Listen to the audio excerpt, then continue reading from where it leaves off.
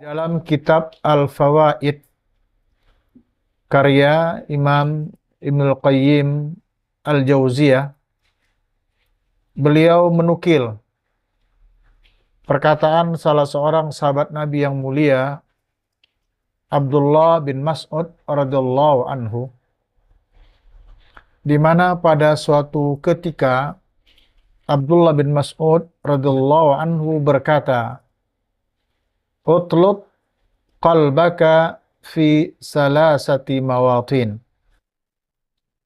Inda sama'il Qur'an wa fi majalisil dzikr wa fi awqatil khalwah. Fa in lam tajidhu fi hadhil mawatin fasallillaha ayyamunna 'alaika biqalbin fa innahu la qalba lak." Beliau radhiyallahu anhu, Ibnu Mas'ud menyebutkan, "Utlub qalbaka," temukanlah atau carilah hatimu, fi salasati mawatin, di 3 tempat. Utlub qalbaka fi salasati mawatin, carilah hatimu pada 3 tempat. Pertama, inda sama'il Qur'an. Pertama, ketika mendengar Al-Quran. Kedua, wa fi majalis dzikr, di majlis-majlis zikir. Dan yang ketiga, wa fi awqatil khalwah, yakni di waktu-waktu engkau menyendiri, di saat kamu lagi sendiri-sendiri. Fa in lam tajidhu fi hadhihi al-mawatin, jika kamu tidak menemukan hatimu pada 3 tempat ini, fasallillah, maka mintalah kepada Allah, ayyamunna 'alaika biqalbin, kiranya Allah menganugerahi kamu hati. Kenapa? Fa innahu la qalba lak, karena sesungguhnya pada saat itu kamu tidak punya hati lagi. Ungkapan dari salah seorang sahabat yang mulia ini luar biasa. Pertama, sepintas ingin kita jelaskan tentang Abdullah bin Mas'ud radhiyallahu anhu. Beliau ini termasuk ke dalam generasi as-sabiqunal awwaluna minal muhajirin. Jika di dalam At-Taubah, surah At-Taubah 100 disebutkan as-sabiqunal awwaluna minal muhajirin wa ansar, generasi-generasi awal yang masuk Islam, baik dari muhajirin maupun ansar, maka Abdullah bin Mas'ud ini adalah dari muhajirin. Dia lahirnya di Makkah, namanya Abdullah bin Mas'ud atau lebih dikenal dengan Ibnu Mas'ud. Para ahli sejarah menyebutkan dari segi penampilannya, beliau ini badannya tidaklah tinggi semampai besar, tapi kecil. Bahkan digambarkan betisnya itu tidak ada buahnya. Tidak seperti seorang atlet misalnya, betisnya besar, pemain sepak bola misalnya, atau ahli maraton, ini tidak. Bahkan pada suatu ketika beliau memanjat kurma atau memanjat sesuatu, itu ada di kalangan sahabat tertawa melihat betisnya dia. Ketika celananya terangkat sedikit ke atas, ketika itu Rasul menyebutkan bahwa tidak usah mentertawakan betisnya Abdullah bin Mas'ud. Kenapa? Karena nilainya menurut beliau sallallahu alaihi wasallam, sekiranya Bukit Uhud itu ditimbang, itu masih kalah berat dibandingkan dengan betisnya Abdullah bin Mas'ud. Padahal Bukit Uhud itu tingginya lebih 300 meter dari permukaan laut. Luasnya, lebarnya itu luas 18 km persegi. Itu Bukit Uhud yang berada di kota Madinah. Nah, jadi saking bernilainya itu betis kemuliaan Abdullah bin Mas'ud, andai kata ditimbang, di sini daun kilo di sini diisi dengan Bukit Uhud. Sementara di sebelah sini betisnya Abdullah bin Mas'ud. Maka niscaya lebih berat nilai ya betis Abdullah bin Mas'ud. Sedemikian mulianya beliau ini. Pada suatu ketika masih di awal-awal Islam, di mana kaum muslimin yang masuk Islam di waktu itu di Makkah selalu mendapatkan perlakuan-perlakuan yang tidak enak. Makanya disebutkan di kala itu kaum muslimin yang di Makkah itu disebut dengan kelompok atau kaum al-mustad'afin, orang-orang yang tertindas. Pada satu hari, Abdullah bin Mas'ud itu manjat ke atas, karena memang dia hobi manjat, dia manjat ke atas Ka'bah. Setelah sampai di atas, beliau membacakan ayat-ayat Allah, membacakan ayat-ayat Al-Quran. Tentu saja perbuatan Abdullah bin Mas'ud ini mendapatkan respon negatif dari para pemuka-pemuka kafir Quraisy di kala itu. Sehingga dia diturunkan. Ada orang kafir Quraisy manjat ke atas, diturunkan Abdullah bin Mas'ud ke bawah, sampai di bawah digebukin, ditanganin. Ya, seperti apa? Sampai beliau radhiyallahu anhu pingsan. Sahabat yang lain yang sudah masuk Islam, yang melihat kejadian itu tidak berani menolong. Tidak kuat untuk memberikan pembelaan. Sebab kalau itu dilakukan, pastinya juga mereka akan mengalami nasib yang sama. Karena kondisi itu betul-betul dalam keadaan tertindas. Tidak punya kekuatan apa-apa. Akhirnya ketika Abdullah bin Mas'ud dikeroyok, dihajar habis-habisan oleh orang-orang kafir Quraisy, sahabat yang menyaksikan hanya sekedar menyaksikan, tidak bisa memberikan pertolongan.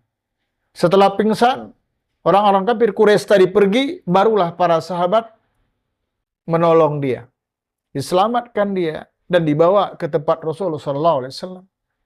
Kemudian ketika dia siuman sadar dari pingsannya itu, bisa kalian bayangkan, kita bayangkan seperti apa penderitaan yang dihadapinya sampai dia pingsan. Setelah siuman sadar, Rasul memberikan nasihat kepadanya agar perbuatan itu jangan dilakukan kembali. Belum saatnya, belum saatnya. Tetapi justru beliau malah, yakni Abdullah bin Mas'ud mengatakan, "Ya Rasulullah, jika engkau izinkan, aku akan melakukan hal yang sama lagi. Aku ingin lakukan hal yang sama lagi." Maksudnya ingin manjat ke atas Ka'bah, kemudian membacakan ayat-ayat Quran.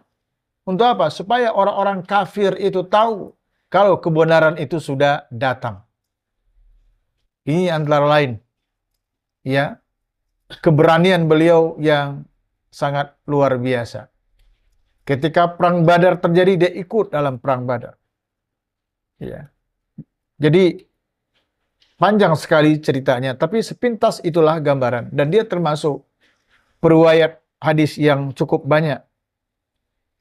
Pada satu ketika pula, Abdullah bin Mas'ud itu pernah diminta oleh Rasulullah SAW, baru dipanggil, kemudian bacakan Al-Quran itu kepadaku.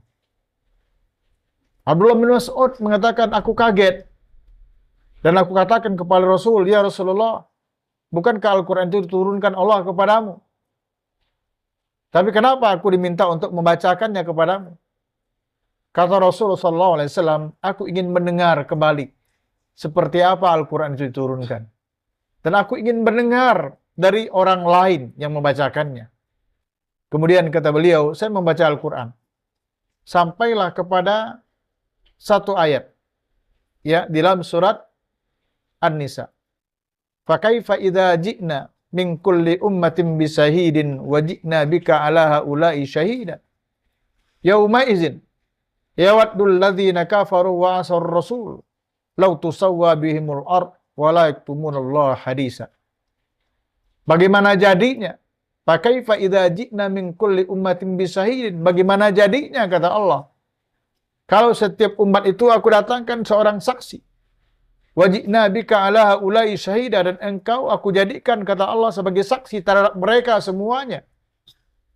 Yauma idzin, maka pada hari itu, yawaddul ladzina kafaru wa asawur rasul. Orang-orang kafir, satu. Orang-orang kafir. Yang kedua, wa asawur rasul, orang-orang yang isyan. Orang-orang yang durhaka kepada Rasul, menginginkan. Apa yang mereka inginkan? Lau tusawwa bihimul ard, kalau mereka disamaratakan saja dengan bumi. Atas penyesalan mereka, ya, bahwa mereka kafir dan durhaka kepada Rasul. Nah, nanti pada saat itu, yakni di yaumul qiyamah, mereka menyesal. Ujung dari penyesalan mereka adalah yawaddul ladzina kafaru. Yawaddu, menginginkan. Apa yang mereka inginkan? Lau tusawwa bihimul ard, jika mereka disamaratakan saja dengan bumi. Sampai di situ, kata Abdullah bin Mas'ud, ketika saya sampai pada ayat itu, Rasulullah mengatakan, qat, bahasa kitanya, cukup. Dan ketika saya menoleh kepada beliau sallallahu alaihi wasallam, kata Abdullah bin Mas'ud radhiyallahu anhu, aku melihat wajah beliau sallallahu alaihi wasallam sudah basah oleh air matanya. Jadi banyak kelebihan-kelebihan yang Allah berikan kepada Abdullah ibnu Mas'ud radhiyallahu anhu. Nah, yang kita pelajari pada saat ini adalah perkataan beliau yang tadi telah kita sampaikan secara garis besar. Kata beliau, utlub qalbaka fi salasati mawatin. Carilah hatimu. Temukan hatimu di 3 tempat. Pertama, inda sama'il Qur'an, yakni ketika mendengar Al-Quran. Maksudnya apa? Ketika kita mendengar Al-Quran itu dibaca, apa reaksi hati kita? Sejatinya, orang-orang yang beriman itu, beriman kepada Allah, beriman kepada Rasulnya, beriman kepada Al-Quran, ketika mendengar ayat-ayat Allah dibacakan, maka reaksi mereka adalah seperti yang Allah gambarkan di dalam surah As-Sajdah. A'udzubillahi minasyaitonirrajim. Innama yu'minu biayatina. Sesungguhnya hanyalah orang-orang yang beriman terhadap ayat-ayat kami. Alladzina idza dzukkiru biha kharru sujjada. Apabila mereka diperingatkan dengan ayat-ayat itu, kharru sujjadan, mereka tersungkur bagi bersujud, wasabbahu bihamdi rabbihim, serta bertasbih dengan memuji Tuhan mereka, wahum la yastakbirun, dan mereka tidak menyombongkan diri. Di dalam surah Al-Anfal, surah 8 ayat 2, disebutkan pula oleh Allah Tabaraka wa Ta'ala bagaimana reaksi orang-orang yang beriman itu ketika dibacakan ayat-ayat Allah atau ketika dia mendengar ayat-ayat Allah dibacakan. Disebutkan, wa idza tuliyat alaihim ayatuhu zadathum imanan wa ala rabbihim yatawakkalun.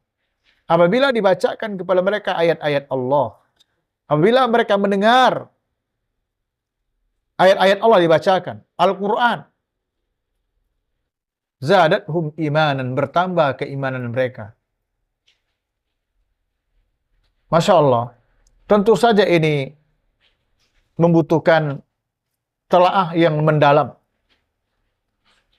Pastinya tidak semua kita bisa merasakan sesuatu yang indah, yang lezat ketika mendengar Al-Quran itu dibaca. Terutama bagi kita yang tidak mengerti bahasa Al-Quran. Bagaimana mungkin kita bisa menikmatinya? Bagaimana mungkin kita bisa mendapatkan ibrah, pelajaran dari ayat-ayat yang kita dengar ketika Quran itu dibacakan? Kalau kita tidak paham, kita tidak mengerti apa yang diinginkan oleh Allah melalui Al-Quran tersebut. Disinilah pentingnya setiap muslimin itu belajar. Talabul ilmi faridah ala kulli muslim. Itu sudah menjadi keyakinan kita. Sekarang kalau kita mendengar Quran dibacakan, ada kita yang respect dengan bacaan tersebut, ada juga yang tidak. Secara umum kita senang mendengar Quran ketika yang membacakan itu dengan bacaan yang bagus. Didukung oleh suara yang sempurna. Suaranya nyaring, bagus, bacaannya bagus, kita senang mendengarnya. Sekalipun isinya mungkin biasa-biasa saja. Tidak bercerita tentang surga, tidak pula bercerita tentang dahsyatnya neraka. Tapi karena yang membacakannya itu dengan tilawah yang sahdu, yang enak didengar, kita terbawa. Bisa-bisa mungkin kita juga menangis. Kenapa? Mendengar alunan, bacaan, suaranya. Tapi kalau orang yang mengerti arti Al-Quran, paham dengan ayat yang dibaca, bagi dia bukan masalah bacaannya itu enak atau tidak. Tetapi bagi dia adalah konten, isi kandungan dari ayat yang dibaca itu. Bisa jadi yang membacanya biasa-biasa saja, suaranya tidak merdu, bacaannya tentu saja benar. Kalau bacaan salah kan tidak baik juga. Bacaannya benar tapi suaranya tidak terlalu mendukung untuk menjadi lezatnya itu didengar. Bagi kita bisa-bisa reaksi kita biasa aja. Padahal isinya mengandung ancaman neraka misalnya. Fattaqun nar. Ya. Maka takutlah kalian kepada api neraka. Uiddat lil kafirin, yang disediakan bagi orang-orang yang kafir. Itu ayat ancaman bagi orang-orang pelaku riba. Setelah ayat tentang riba, Allah katakan fattaqun nar. Ya, takutlah kamu kepada neraka yang disediakan untuk siapa? Al-kafirin, orang-orang kafir. Seharusnya kita juga bergetar hati kita. Seharusnya kita juga terbawa. Tapi sulit untuk terbawa kalau kita tidak mengerti kandungan daripada ayat tersebut. Sederhananya, ketika kita mendengar Quran itu dibaca, kira-kira kita nyaman atau tidak? Senang nggak kita dengan Al-Quran? Jangan-jangan lebih senang mendengar musik ketimbang Al-Quran. Kalau hati ini senang dengan mendengar Al-Quran, teduh rasanya ini hati, kegalauan itu terasa hilang dengan mendengar Al-Quran, ini pertanda hati kita ada di situ. Tapi kalau tidak, ini sudah satu masalah. Kita kehilangan tempat hati kita yang seharusnya bersemayam di situ, tetapi tidak ada. Kemudian disebutkan oleh beliau radhiyallahu anhu Abdullah bin Mas'ud fi majalis zikir, di majlis zikir. Majlis zikir merupakan majlis yang sangat mulia di sisi Allah Jalla wa Ala. Majlis zikir ini memiliki banyak keutamaan yang sangat agung. Salah seorang tabi'in, Atha bin Abi Rabah, pernah berkata, majlis zikir adalah majlis ilmu. Majlis zikir adalah majlis yang mengajarkan halal dan haram. Bagaimana cara berjual beli? Bagaimana hukum berpuasa, pelaksanaan puasa yang benar? Belajar tata cara sholat yang benar. Menikah. Di sana ada bahasan tentang talak dan rujuk, bahkan tentang pelaksanaan ibadah-ibadah haji. Itu termasuk majlis zikir. Jadi majlis zikir bukan hanya, kita tidak menafikan, bukan hanya majlis yang di situ ada pengucapan subhanallah, subhanallah, subhanallah, alhamdulillah, alhamdulillah, alhamdulillah, Allahu akbar, Allahu akbar, Allahu akbar, la ilaha illallah, la ilaha illallah. Itu iya, tetapi bukan hanya itu. Kalau kita mengambil definisi oleh salah seorang tabi'in agung, tabi'in besar ini, Atha bin Abi Rabah, rahimallahu tabaraka wa ta'ala, maka sesungguhnya berzikir ini adalah termasuk majelis ilmu. Nah, ketika kita berada di majelis ilmu ini, kira-kira kita nyaman atau tidak? Bahagia atau tidak? Ini kita cari ini, kita temukan nggak hati kita di sini? Nyaman nggak kita di sini? Atau gelisah? Sebentar-bentar mata nengok ke jam, udah jam berapa? Baru aja dimulai kajian, mata udah lihat ke jam. Mata udah redup, bawaannya ngantuk. Berarti hati sudah tidak di sana. Ini menjadi ukuran, patokan bagi kita. Itu majelis zikir. Di majelis kita belajar halal dan haram. Di majelis itu kita belajar boleh dan tidak boleh. Mana yang fardu, mana yang wajib, mana yang sunnah, mana yang makruh. Mana perintah dan larangan. Bagaimana pelajaran tentang kaifiat salatnya baginda Rasulullah SAW. Itu majelis zikir. Oleh karena itu, penting bagi kita untuk mencari hati kita di sini. Yang ketiga, yakni fi awqatil khalwah. Pada saat kita berkhalwat, pada saat kita berada dalam keadaan kesendirian. Ini tentu saja tidak semua kita bisa melakukan itu.